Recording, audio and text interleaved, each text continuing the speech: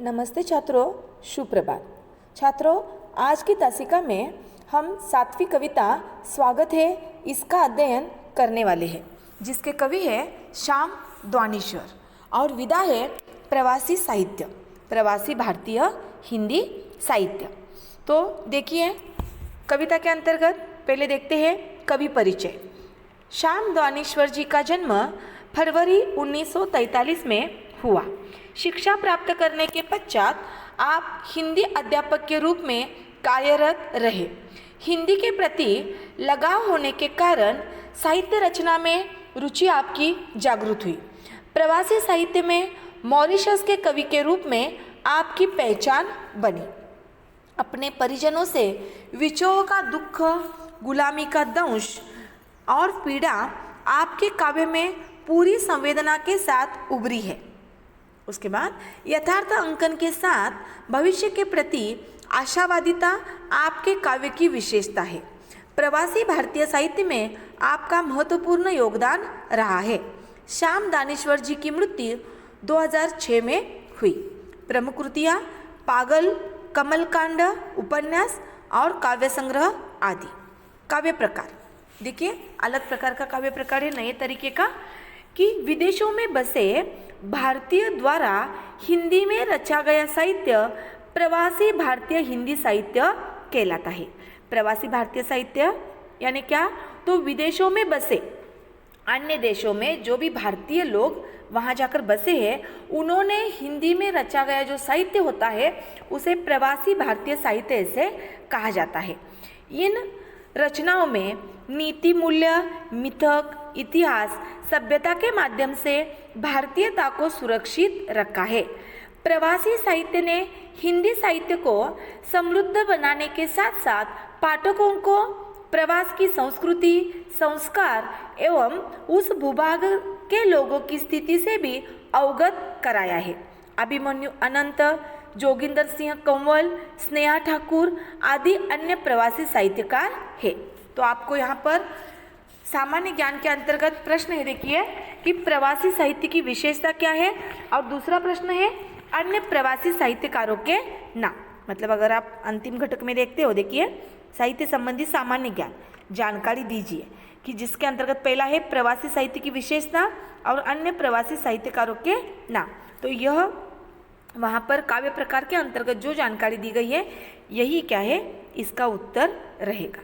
ठीक है, अब देखते हैं काव्य परिचय। प्रस्तुत कविता में कवि प्रवासी भारतीयों को अपनी विगत दुखद स्मृतियाँ भुलाकर, देखिए विगत दुखद स्मृतियाँ भुलाकर मॉरिशस आने के लिए प्रेरित कर रहा है। जो भी बीती हुई जो भी दुखद घटनाएं हैं, दुखद यादें हैं, वह भुलाकर कवि क्या कर रहे हैं, भारतीयों को मॉरिशस आने के लिए प्रेरणा दे रहे हैं अथवा प्रेरित कर रहे हैं। अब मॉरिशस की भूमि नहर के समान है। नहर यानी मायका, जैसे एक स्त्री को अपना मायका प्यारा होता है, वैसे अब मॉरिशस की भूमि किसके समान है?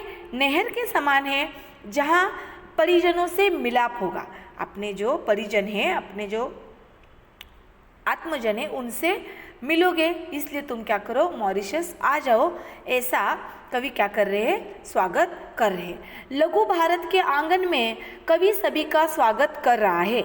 कवि ने गिरमिटियों के जीवन में आए सकारात्मक पहलुओं को उजागर किया है।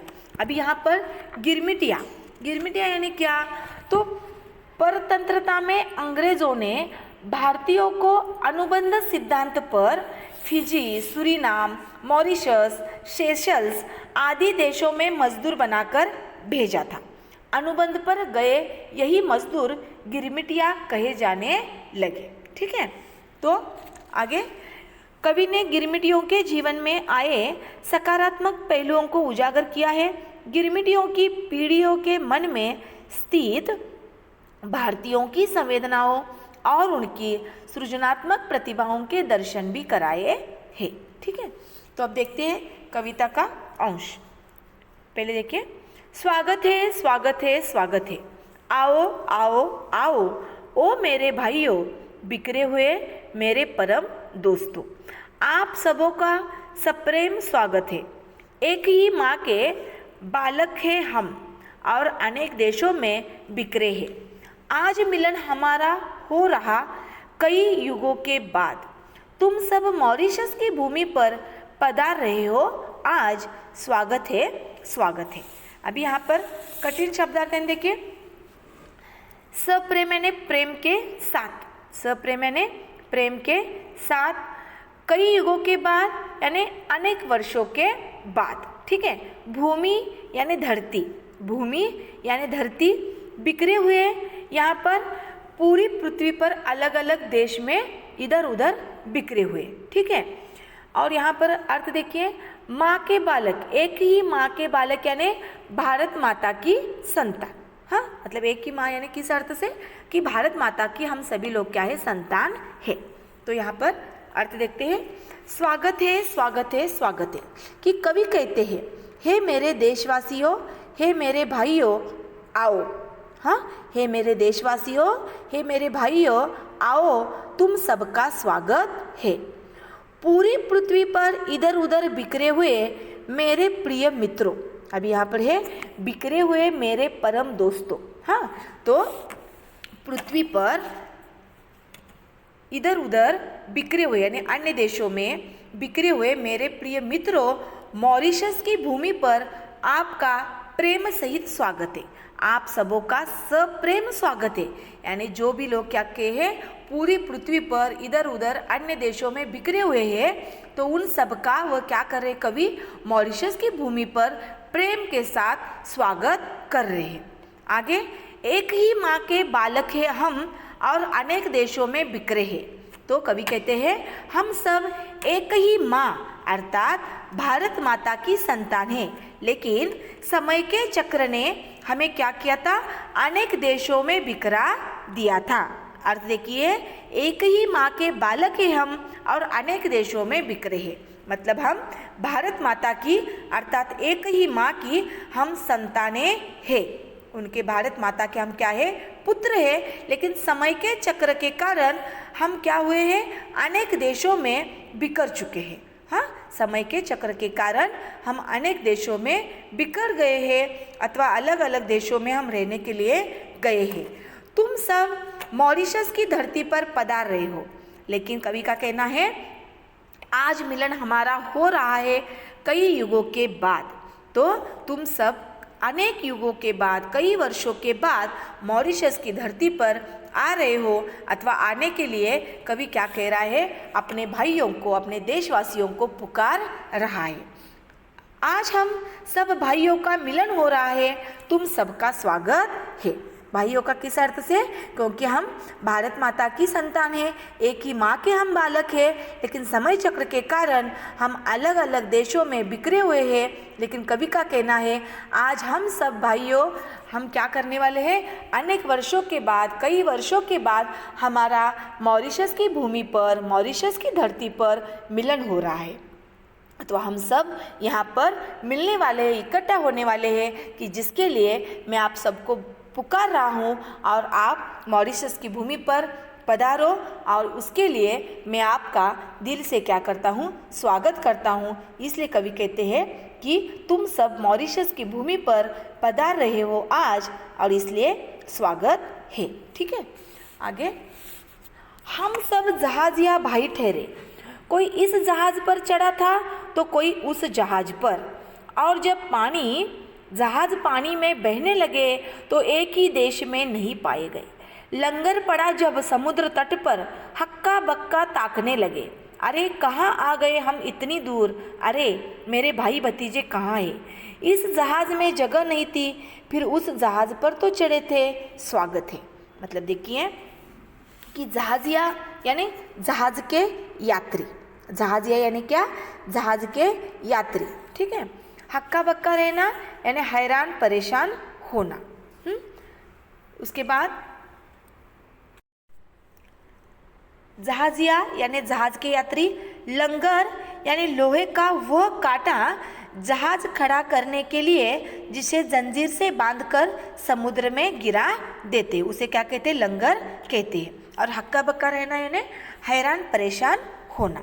ठीक है, तो कवि का कहना है यहाँ पर, कवि कहते हैं कि एक समय ऐसा आया जब हमें ज़बरदस्ती जहाज़ पर चढ़ा दिया गया। मतलब पुरानी यादें वो यहाँ पर बता रहे हैं कि एक समय ऐसा आया था जब हमें ज़बरदस्ती कि मन के खिलाफ ज़बरदस्ती जहाज़ पर चढ़ा दिया गया।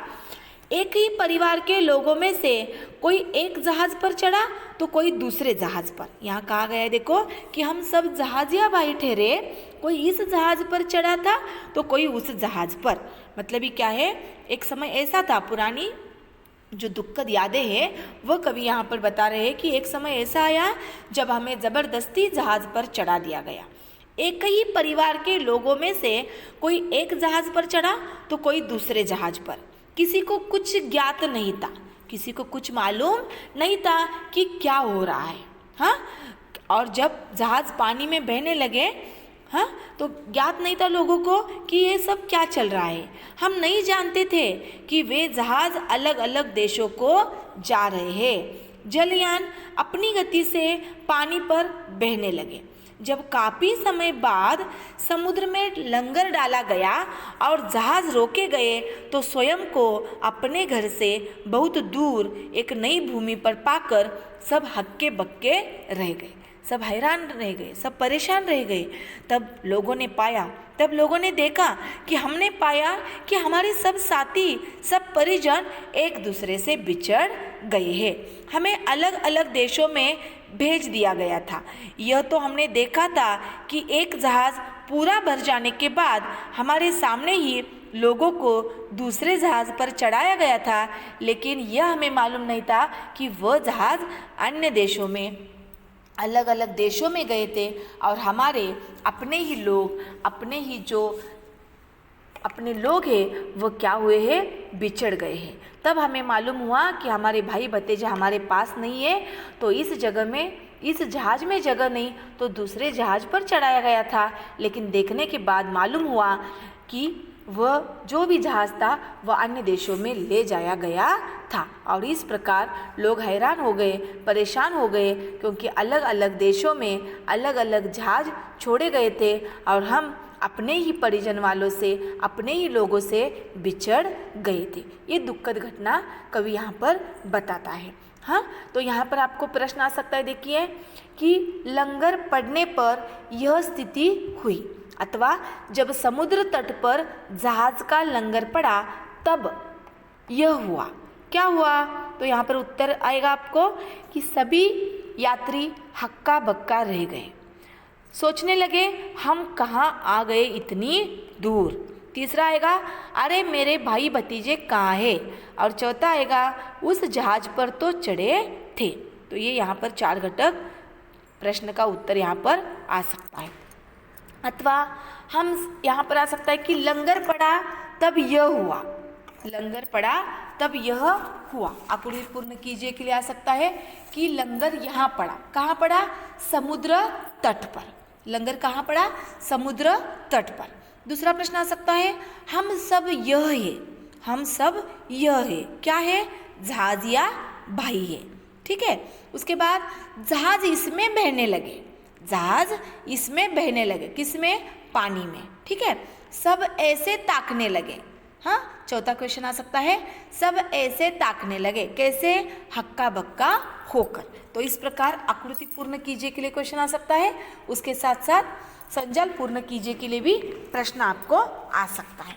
उसके बाद पहले घटक के अंतर्गत प्रश्न आ सकता है, देखिए कि प्रथम स्वागत करते हुए कवि ने दिया हुआ विश्वास, कि स्वागत करते हुए कवि का विश्वास क्या है? तो कवि क्या कहते हैं यहाँ पर? हम सब एक ही माता की संतान हैं, बराबर। उसके बाद जो अनेक देशों में बिखरे हुए हैं, आज कई युगों के बाद मॉरिशस की धरती पर हमारा मिलन हो रहा है और आप सबका प्रेम के साथ स्वागत है।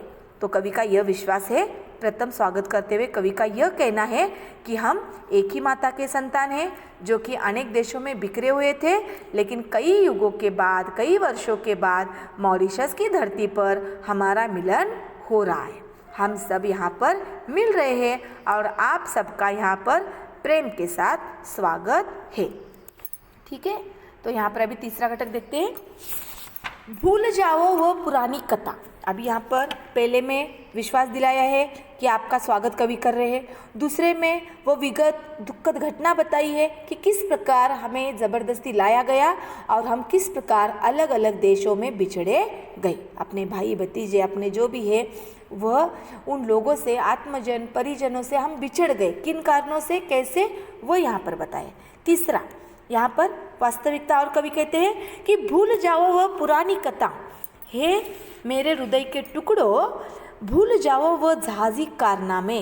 हाँ, जो होना था प्रारब्ध में था, ठीक है, जो होना था क्या था, प्रारब्ध में था, वही तो हुआ हम सबके साथ। अब रोना रोने से क्या होगा। हाँ, जहाजी प्रणयन को सोचना क्या, जहाजी प्रणयन को सोचना क्या, आज तो हम मिल ही रहे हैं युग युगांतरों के बाद। देखो हम सब कैसे साथ हैं आज, लघु भारत के प्रांगण में स्वागत है, स्वागत है। तो कवि कहता है यहाँ पर कि भूल जाओ वो पुरानी कथा। कौन सी पुरानी कथा, यहाँ पर दूसरे घटक में जो पुरानी कथा बताई है, उस पुरानी कथा को आप क्या करो, भूल जाओ। हे मेरे हृदय के टुकड़ों, हृदय के टुकड़ों यानी हे मेरे प्रिय लोगों, प्रिय भाइयों, उस पुरानी कथा को, पुरानी घटना को तुम भूल जाओ। जो भी जहाजी कारनामे हो गए कि परिजनों को अलग किया गया अथवा अलग अलग देशों में भेजा गया, ज़बरदस्ती हमें उस जहाज़ में बिठाया गया और अन्य देशों में काम करने के लिए मजदूर के तौर पर छोड़ा गया, ये जो भी पुरानी कथा है, पुरानी घटना, जहाजी कारनामा जो भी है, उसे तुम क्या करो, भूल जाओ। उस पुरानी कथा को तुम क्या करो, याद मत करो। हे मेरे प्रिय लोगों, हे मेरे हृदय के टुकड़ों, तुम उस पुरानी कथा को भूल जाओ। जो भी जहाजी कारनामे हुए उसे तुम भूल जाओ। जो होना था वो प्रारब्ध में था, प्रारब्ध भाग्य में लिखा था। आप ऐसे सोचो कि जो होना था वो आप क्या करो, भाग्य में लिखा था, ऐसा समझकर भूल जाओ। कवि का कहना है, हे मेरे प्रिय, मेरे हृदय के टुकड़ों, उस पुरानी कथा को भूल जाओ। कौन सी पुरानी कथा समझ में आया आपको, कि जो आपको जहाजी यात्री समझकर ज़बरदस्ती जहाज़ में बिठाया गया और अलग अलग देश में मजदूर के तौर पर छोड़ा गया, वह कारनामे, वह यादें तुम भूल जाओ। भूल जाओ कि किस प्रकार आप लोगों को जहाज़ों में भरा गया, आप लोगों को अपने परिजनों से, अपने आत्मजनों से कैसे अलग कर दिया गया, यह भी आप भूल जाओ। आपके भाग्य में यही लिखा था। आप ऐसे सोचो कि आपके भाग्य में ही यह था, आपके प्रारब्ध में ही वह था। इस प्रकार अपनी मातृभूमि से अलग होना ही आपकी किस्मत में था। अगर बुरा जो भी है, बुरी यादें आप सोचते रहोगे तो आपको ही उसका दुख होगा। हाँ, आपको ही वह जख्म आपको ही सताता रहेगा। तो इससे अच्छा है, कवि का कहना, आप यह सोचो कि वह मातृभूमि से बिछड़ना, अपनी मातृभूमि से छोड़कर चले जाना, यह आपके नसीब में ही था, यह आपकी किस्मत में ही था। अब उस पर रोने से कोई लाभ नहीं है। हाँ, मतलब जितना आप उस दुखद घटना को सोचोगे उसका क्या कुछ अच्छा होने वाला है क्या, नहीं। तो दुखद घटना का दर्द ही होगा, नुकसान ही होगा, हानि होगी याद करने से। तो कवि का कहना है, इससे अच्छा आप क्या करो, आपकी वह किस्मत में ही था, मातृभूमि को छोड़कर जाना, अपने देश को, अपनी भारत माता को छोड़कर जाना आपकी किस्मत में ही था, ऐसा सोचो, प्रारब्ध में ही था, ऐसा सोचो, और आप वो यादें भूल जाओ। जिससे आपको दुख हो रहा है, जिससे आपको हानि हो रही है मन को, वो आप भूल जाओ। अब उस पर रोने से कोई लाभ नहीं है। जहाज़ों द्वारा आप सबको यहाँ लाए जाने की घटना को सोचकर दुखी होने पर भी अब उसे अनहुआ नहीं किया जा सकता। मतलब आपको दुख हो रहा है, आपको दर्द हो रहा है, तो वह घटना क्या परिवर्तित होने वाली है क्या, नहीं। तो वह घटना हो चुकी है, दुख हुआ है, आप बिछड़ गए हो, अन्य देशों में आपको छोड़ा गया है, जो होना था वो हुआ है। तो उस घटना को हम बदल नहीं सकते।